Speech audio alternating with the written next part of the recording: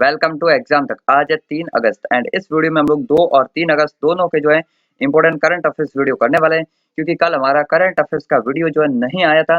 Reason मैं आपको आगे अभी बताता हूँ एंड सभी क्वेश्चन के साथ में मैं आपको जो है हर एक क्वेश्चन के साथ में डिटेल में एक्सप्लेनेशन बताऊंगा। लास्ट में क्वेश्चन पूछूंगा जिसका आंसर देना है आपको कमेंट बॉक्स में। तो कंप्लीट वीडियो जब ध्यान से देखेंगे तभी आप लोग क्वेश्चन का आंसर कर पाएंगे। पीडीएफ मिल जाएगी एग्जाम तक हिंदी.com की वेबसाइट पर। अगस्त महीने की पीडीएफ जो है आज मैं अपडेट करवा दूंगा सभी की सभी। अब स्टार्ट करते हैं आज का क्वेश्चन। पहला क्वेश्चन कौन सा है? हाल ही में पीवी सिंधु ने टोक्यो ओलंपिक में कांस्य पदक जीता है एंड बहुत ही ज्यादा इंपॉर्टेंट है। इससे पहले उन्होंने किस ओलंपिक में जो है रजत पदक यानी कि सिल्वर मेडल जीता था? पीवी सिंधु के बारे में जान लीजिए। 1995 में इनका जन्म हुआ था। हैदराबाद तेलंगाना राज्य से ये हैं। इंपॉर्टेंट याद रखना है, तेलंगाना की ब्रांड एम्बेसडर ये बहुत सारे अलग अलग जो है ब्रांड्स की। इसके अलावा अगर बात की जाए तो पीवी सिंधु बैडमिंटन की खिलाड़ी है, ये इंपॉर्टेंट याद रखना। वैसे तो सभी को याद ही है। अगर बात की जाए तो पीवी सिंधु ने इनसे पहले अगर बात की जाए रियो डी जेनेरियो, आप सभी को पता होगा 2016 रियो ओलंपिक में जो है सिल्वर मेडल जीता था। इंपॉर्टेंट याद रखना। हालांकि इस बार उनसे अगर बात के पर्सनली तौर पर मैं जितना मतलब इनसे उम्मीद था कि काफी बढ़िया परफॉर्म करने वाली है। अगर जो है ये जो है कांस्य नहीं सिल्वर भी जीत सकती थी, गोल्ड भी जीत सकती थी, क्योंकि अगर बात के कैपेबिलिटी है। बट ऑल दो बहुत ही जबरदस्त परफॉर्मेंस था। यहाँ इन्होंने जो है कांस्य पदक जीता है टोक्यो ओलंपिक में एंड ये पहली महिला बन चुकी है जिन्होंने 2 इंडिविजुअल अगर बात किया मेडल जीते हैं फॉर द इंडिया। अगर बात की जाए सुशील कुमार की, ठीक है ना, सुशील कुमार वैसे तो आजकल तो आप सब इनको जानते ही होंगे। क्यों जानते होंगे? क्योंकि ये आजकल जेल में चल रहे हैं, ठीक है ना।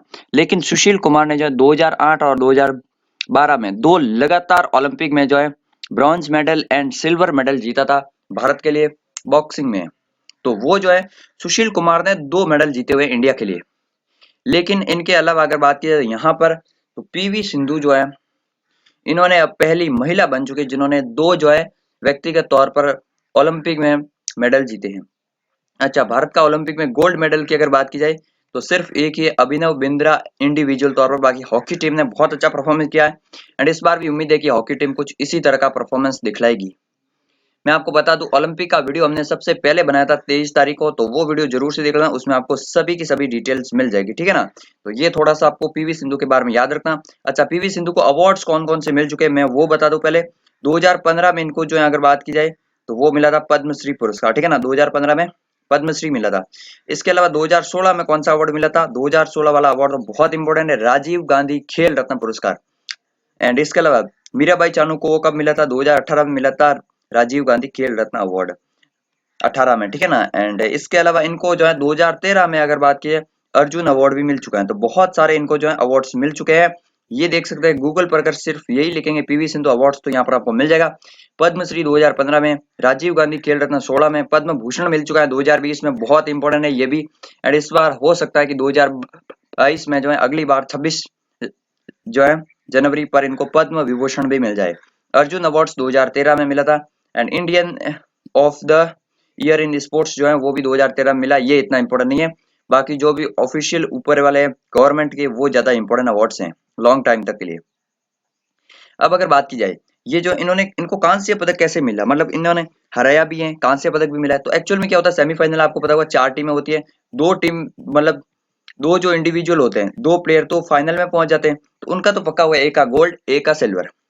अब जो 2 हारते हैं वो तो दोनों हारे हुए हैं, तो ब्रॉन्ज मेडल किसको देते हैं? वो उन हारों हुए के बीच में मैच करवाते हैं, उनमें जो जीता है उनको देते हैं कांस्य पदक। तो यहाँ पर सेमीफाइनल में ये हारी थी पहले चाइना की थी ताई जू यंग से, एंड ये इतना इंपॉर्टेंट नहीं रखना है। उसके बाद वो कांस्य पदक के मुकाबले में उन्होंने जो चीन की ही खिलाड़ी हे बिंग जाओ, ये इनका नाम थोड़ा सा याद रखना, इन्होंने इनको हराकर जो है कांस्य पदक जीता ओलंपिक में, इंपॉर्टेंट याद रखना। टोक्यो में अब भारत के हो चुके हैं 2 मेडल। एक तो आप सभी को पता होगा मीराबाई चानू ने पहले ही दिन दिया एंड इसके बाद अभी जो है लगभग 10 दिन बाद जो है दूसरा अवार्ड्स मिला है, 10 या तो 9 दिन बाद, ठीक है ना। इसके साथ ही भारत ने इस बार ओलंपिक में जो है अब तक 2 पदक जीत लिए हैं।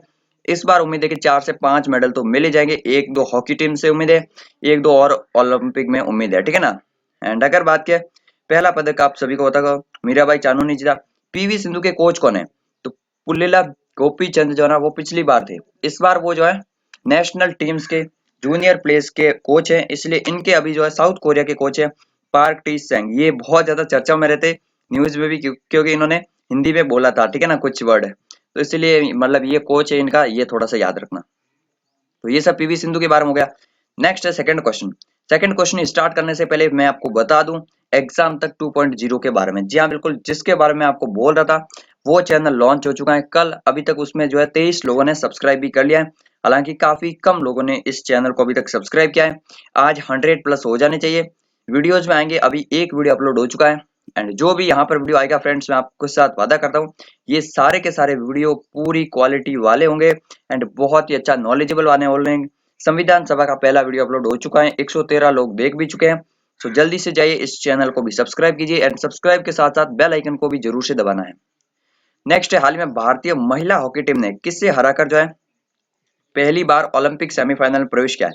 एंड इस चैनल का लिंक आपको नीचे डिस्क्रिप्शन में मिल जाएगा। सो आपको और कहीं जाने की जरूरत नहीं, वीडियो देखने के बाद आप लोग आराम से सब्सक्राइब कर लेना।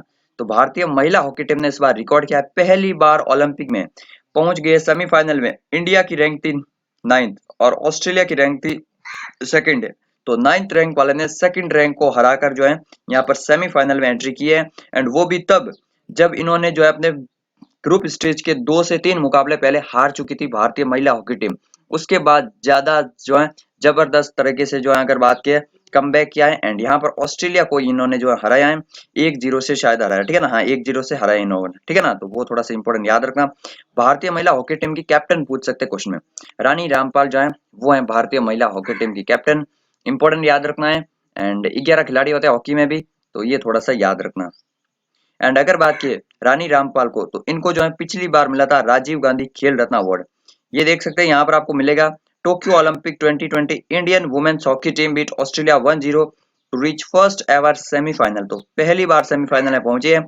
अब इनका मुकाबला किन टीम से होगा वो अभी आज या कल पता चल जाएगा। उसके बाद जो है अगर बात की जाए तो ये क्या फाइनल में पहुंच पाती है, क्या मेडल ले पाती है। अब अगर बात की जाए तो मैं आपको बता दूं 75% है कि मेडल लेगी ही लेगी, 25% चांस है कि नहीं ले पाएगी। नेक्स्ट अगर बात करें यहाँ पर Indian beat Great Britain 3-1 to enter semis of Olympic men's hockey after 49 years. ये भी बहुत ही जबरदस्त रिकॉर्ड है। आफ्टर 49 ईयर्स अगर बात की जाए ओलंपिक्स के सेमीफाइनल पहुंची है भारतीय पुरुष हॉकी टीम भी। इस बार हॉकी टीम ने जबरदस्त कमाल किया है।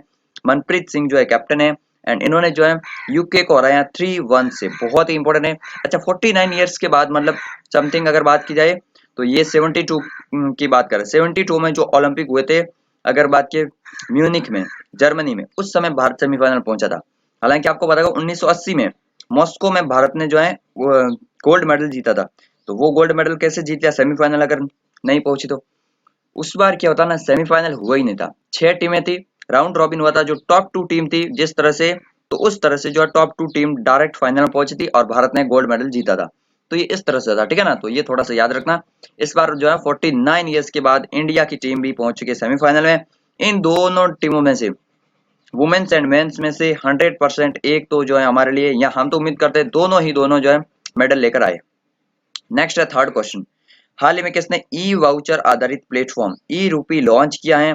यहाँ पर जो ई रूपी अगर बात की जाए ये क्या मिलेगा आपको, ये एक तरह से का प्लेटफॉर्म होगा जो गवर्नमेंट या बड़ी बड़ी अगर बात की कोई कंपनी है, कोई ऑर्गेनाइजेशन है, वो अगर आपको फायदा देना चाहती है तो यहाँ पर ई वाउचर के आधार पर फायदा दे सकती है। जैसे अगर गवर्नमेंट चाहती है कल कोई मेडिसिन दे किसी मतलब पर्टिकुलर रीजन के पर्टिकुलर लोगों को, तो उनको क्या करे, अगर पैसे बैंक में अकाउंट में भेजेंगे तो हो सकता है वो कोई मेडिसिन ले या ना ले, लेकिन ई वाउचर में क्या होगा, एक क्यूआर कोड आएगा एंड वो जब मेडिसिन की दुकान पर, फार्मेसी की दुकान पर जाकर बताएंगे तो उनको वही दवाई मिलेगी, फ्री में मिलेगी, लेकिन वही मिलेगी। इससे जो है मिसयूज नहीं होगा, टारगेटेड मिलेगा कि हाँ उस बंदे के पास वो चीज पहुंचनी चाहिए, वो पहुंच जाएगी। तो इस तरह से ई रूपी जो है विदेशों का कॉन्सेप्ट जो है यहाँ पर लगवा लिया है नरेंद्र मोदी जी ने, जो है अगर बात की जाए तो ये लॉन्च किया है कल। इसको जो अगर बात किया, इसको बनाया किसने, एनपीसीआई ने। एनपीसीआई का national payment corporation of India, ये थोड़ा सा इंपॉर्टेंट याद रखना। National payment corporation of India 2008 में स्थापना हुई थी, मुंबई महाराष्ट्र में हेडक्वार्टर मिलेगा। तो एनपीसीआई ने इसको जो है अगर बात के डेवलप किया है ई रूपी को। तो ई रूपी बहुत इंपॉर्टेंट याद रखना, ये जो है एक तरह से मतलब एक ई वाउचर आधारित प्लेटफॉर्म, आप समझ गए होंगे कुछ भी। एंड मेडिसिन का तो मैंने एग्जांपल दिया है, गवर्नमेंट आने वाले टाइम कुछ खाने की चीज कुछ भी अगर मतलब स्पेसिफिक रीजन में लोगों को देना चाहे तो आसानी से दे सकती है। शक्तिकांत दास आरबीआई के 25वें गवर्नर हैं। दिनेश कुमार खरा साहब एसबीआई के हैं। एंड मनसुख मांडविया जो है ये कौन है, प्रेजेंट टाइम में स्वास्थ्य मंत्री हैं। ये देख सकते हैं एनडीटीवी का यहाँ पर आर्टिकल मिलेगा, ई रूपी futuristic reform, PM Modi launches new payment system, prime minister Narendra Modi said over time more facility will be added to this e-rupee platform like helping the health facility, donating food, ये सब मैंने आपको बताया ना। और भी बहुत सारे, ये सब दो है, बाकी आप कुछ भी यहाँ पर इसके माध्यम से मतलब शेयर करते हैं। एंड ये टारगेटेड होगा, ट्रांसपेरेंट होगा, करप्शन फ्री होगा, जाहिर सी बात है। नेक्स्ट अगर बात करें फोर्थ क्वेश्चन की, हाल ही में जो 25वें नए लेखा महानियंत्रक यानी कि कंट्रोलर जनरल ऑफ अकाउंट्स कौन बने हैं। क्वेश्चन एग्जाम में बनता है सीजीए कौन है भारत के, और आप लोग सीधे जाकर लगाएंगे गिरीश चंद्र मुर्मू पर, वो तो भारत के सीएजी हैं, वो सीएजी हैं। जब जी आगे आ जाएगा तो वो भी फिर आगे नहीं रहेंगे, उनकी जगह कोई और आ जाएगा, ठीक है ना, ये ऐसे याद रखो। सीजीए मतलब होता है अगर बात करें controller general of accounts, and ये जो है CAG controller and audit general ये होता है, ठीक है ना। कंट्रोलर जनरल ऑफ अकाउंट जो सीजी होता है ना, वो फाइनेंस मिनिस्टर के अंडर में काम करता है, जबकि सीएजी जो है वो एक स्वायत्त संस्था के तौर पर काम करती है। आर्टिकल 148 है अगर बात करें सीएजी के लिए, एंड 150 है शायद सीजीए के लिए, ठीक है ना। तो ये थोड़ा सा याद रखना। अभी जो है दीपक दास बने हैं, ये बने हैं अगर बात करें कंट्रोलर जनरल ऑफ अकाउंट्स। ये जो है आईसीएस ऑफिसर है भारत के 1986 बैच के, इंपॉर्टेंट याद रखना है। इंडियन अकाउंटेंट सिविल सर्विसेज, ठीक है ना, ऐसा कुछ है। सोमा राय थी इनसे पहले, अभी बने दीपक दास, तो ये थोड़ा सा याद रखना दीपक दास के बारे में। ये बने 25वें सीजीए। नेक्स्ट अगर बात करें पांचवें क्वेश्चन की, हाल में किसने भारतीय नौसेना के नए उप प्रमुख का कार्यभार संभाल चुका है। जी हाँ बिल्कुल, करमवीर सिंह के उत्तराधिकारी भी समझ सकते हैं आप इनको। ये नए उप प्रमुख अगर बात की है, ये बने एसएन गोरमडे। एसएन गोरमडे जो है ये बने इंडियन नेवी के नए अगर बात की डिप्टी चीफ कह सकते हैं, वाइस एडमिरल, तो ये इनका नाम याद रखना। अशोक कुमार की जगह ये बने, अशोक कुमार हाल ही में रिटायर हो चुके हैं। करमवीर सिंह अगर बात की ये है नेवी के चीफ। चंडी प्रसाद मोहंती ये आर्मी के अगर बात करें डिप्टी चीफ है, ठीक है ना, यानी कि एमएम नरवणे के बाद ये हैं चंडी प्रसाद मोहंती। इंडियन नेवी की अगर बात की जाए, 4 दिसंबर को मनाते हैं इंडियन नेवी डे। कितनी कमान है इंडियन नेवी की, तो 3 कमान है इंडियन नेवी। कौन सी है अगर बात करें, western command, eastern command and southern command. Kochi में है, विशाखापट्टनम में एंड मुंबई में है, तो ये सब आपको याद रखना। न्यू दिल्ली में मिलेगा हेडक्वार्टर्स सभी डिफेंस फोर्सेस का। ये देख सकते हैं आप लोग यहाँ पर जो है vice admiral SN Ghormade assumes charge as Indian navy's vice chief, यहाँ पर आप लोग देख पाएंगे। ये इन्होंने जो है 37 ईयर से ज्यादा इंडियन नेवी में एक्सपीरियंस है इनका, एंड अभी बने हैं ये। नेक्स्ट है सिक्स्थ क्वेश्चन, हाल ही में जो किस देश की सैन्य सरकार ने 2 वर्ष के लिए आपातकाल बढ़ा दिया है, तो मैं आपको बता दूं बहुत ही इंपॉर्टेंट, भारत का पड़ोसी देश म्यांमार है। हालांकि कोई अच्छी बात नहीं है ये म्यांमार के लिए भी एंड आसपास के पड़ोसी देशों के लिए भी। आपको पता होगा फरवरी इस साल के जो है फरवरी 2021 में वहां की सेना ने जो है सरकार जो इलेक्टेड गवर्नमेंट थी उस पे कब्जा कर लिया, और यहाँ पर जो है सैन्य तख्ता पलट कर दिया। उसके बाद यहाँ पर सेना का शासन है, एंड अभी सेना का शासन रहेगा अगस्त 2023 तक, ये सेना ने घोषणा कर दी है। बाकी कब तक रहना चाहती है वो डिपेंड करती है आर्मी पर और देश की कंडीशन पर, तो ये आपको थोड़ा सा याद रखना। म्यांमार की अगर बात करें, नेपिताओ यहाँ की कैपिटल मिलेगी। 1948 भारत से जस्ट 1 साल बाद ही इनको आजादी मिली थी, लेकिन क्या हो गया है इनके डेमोक्रेसी का, ये आप लोग देख ही पा रहे होंगे। इनके डेमोक्रेसी में जो है सेना का बहुत बड़ा रोल है। इंडिया में कोई सेना का रोल नहीं है गवर्नमेंट में, लेकिन यहाँ पर बहुत बड़ा रोल है। यहाँ पर संविधान में प्रॉपर आर्टिकल्स भी है कि आपात के टाइम पे जो है आर्मी शासन कर सकते हैं, रूल कर सकते हैं। इसके अलावा भी यहाँ की संसद में 25% सीटें जो हैं आर्मी पर्सनल के लिए रिजर्व होती हैं। बड़े बड़े जो मिनिस्ट्रीज के पोस्ट होते हैं वो आर्मी पर्सनल के लिए जो है मतलब रिजर्व है ऑलरेडी। तो यहाँ पर मतलब इलेक्टेड गवर्नमेंट का इतना कुछ नहीं है, जब आर्मी चाहे तब जो है वो यहाँ पर तख्ता पलट कर सकती है। और जैसे किया इस साल आंग सान सू की को जो है प्रॉपर बहुत बड़ा जो है मतलब आंग सान सूची जो है ना इनका इलेक्शन में बहुत बड़ा 400 के आसपास में सीटें जीती थी नरेंद्र मोदी जी की तरह, लेकिन इनको जो है जेल में डाल दिया। नेक्स्ट अगर बात की जाए, म्यांमार जो है भारत का अगर बात करें पूर्वी पड़ोसी देश है।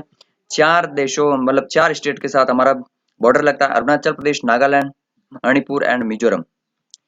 नेक्स्ट है 7वां क्वेश्चन, हाल ही में टीटागढ़ वैगन्स के अनुसार पुणे मेट्रो के लिए भारत की सबसे हल्की मेट्रो ट्रेन किस देश से भेजी जाएगी।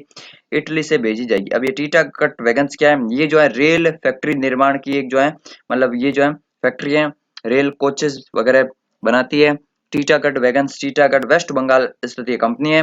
एंड इन्होंने जो है इटली की कंपनी को अगर बात की एक्वायर किया हुआ है, और वो कंपनी भारत में पुणे मेट्रो के लिए जो है डिब्बे दे रही है। मतलब जाहिर सी बात है टीटागढ़ वैगन्स ही यहाँ पर जो है सप्लाई कर रही है पुणे में मेट्रो के लिए। ये इंपॉर्टेंट याद रखना, 34 ट्रेन आ रही है पुणे मेट्रो के लिए, बहुत ही इंपॉर्टेंट है। मुठा नदी के किनारे स्थित है पुणे। पुणे में क्या क्या है, एनडीए स्थित है, national defence academy Khadakwasla Pune में, सबको बताएं। एंड इसके अलावा serum institute of India headquarter मिलेगा आपको सीरम इंस्टीट्यूट का, और भी बहुत सारे सीडेक का हेडक्वार्टर मिलेगा आपको यहाँ पर, सीडेक भी बहुत इंपॉर्टेंट है। तो ये सब पुणे में स्थित है, महाराष्ट्र में स्थित है। ये देख सकते हैं टीटागढ़ वैगन्स की अगर बात करें 1998 में स्थापना हुई थी, कोलकाता में मिलेगा आपको इसका headquarter. Titagarh wagons is a railway wagon manufacturer based of Titagarh West Bengal. And ये कंपनी अगर बात की जाए तो कोचेस रेलवे के लिए, Bailey bridge and mining equipments का जो है अगर बात की मैन्युफैक्चर करती हैं। नेक्स्ट 8वां एंड आज का लास्ट क्वेश्चन, हाल में मुस्लिम महिला अधिकार दिवस, जी हाँ बिल्कुल, मुस्लिम महिलाओं के लिए जो है अधिकार दिवस के रूप में मनाया जाता है 1 अगस्त, क्योंकि 3 तलाक लागू हुआ था 2019 में। तो ये थोड़ा सा इंपॉर्टेंट याद रखना है, बहुत ही इंपॉर्टेंट है। मुस्लिम महिला अधिकार दिवस जो है ये मतलब संसद से पारित हो चुका था इस दिन 1 अगस्त से, तो ये थोड़ा सा याद रखना।